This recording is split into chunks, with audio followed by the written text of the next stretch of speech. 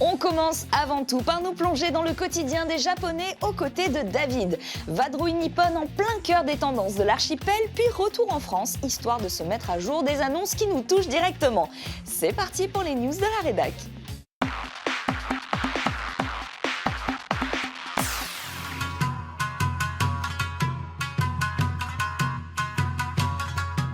Konnichiwa, salut à tous. Aujourd'hui, je profite d'un petit voyage de presse organisé pour vous emmener dans une très jolie petite ville, Inuyama.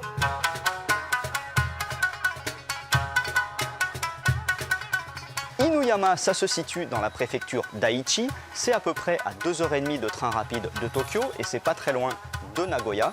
Inuyama, c'est un nom tout mignon puisque ça veut dire le chien de la montagne. Et c'est normal puisque nous sommes entourés par une région très montagneuse.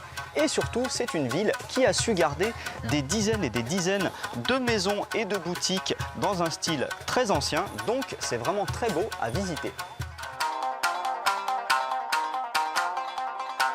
Nous voici devant le joyau d'Inuyama, son château. Alors c'est le plus ancien château encore en état du Japon, puisque sa construction a démarré en 1537, à l'époque Sengoku, quand il y avait des guerres dans tout le Japon. Il est construit à 80 mètres au-dessus du fleuve Kiso, donc il s'agissait d'une véritable forteresse naturelle, c'est très pratique.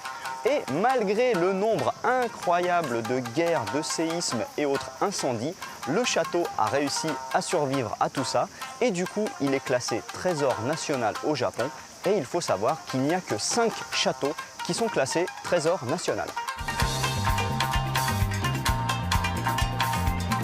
Là, je suis à un étage intermédiaire et c'est vrai que par rapport à d'autres châteaux comme Osaka où tout a été refait à neuf, là on sent vraiment le côté ancien et en plus dans les vitrines ils mettent plein de décorations d'époque. Par exemple ces gros poissons que l'on mettait sur le toit et qui étaient censés protéger contre les incendies. Et puis il y a aussi plusieurs sublimissimes armures de samouraïs d'époque, pas des répliques, des vrais, c'est très impressionnant. Nous voici arrivés au point le plus haut du château. Alors les escaliers sont incroyablement raides, c'est assez casse-gueule. Et si l'on compte la base en rocher de 5 mètres et les 4 étages, là on est à 24 mètres de haut. Et ce qui est génial, c'est qu'on peut sortir à l'extérieur. Alors c'est un peu flippant parce que la barrière est très basse, mais en tout cas, on a une vue époustouflante à 360 degrés sur toute la région. Voilà, très petite ville, Inuyama, mais tout de même magnifique, surtout son château. Alors si vous êtes à Nagoya, c'est pas très loin, donc ça peut valoir le coup de venir jeter un coup d'œil. Allez, à plus. Bien, né.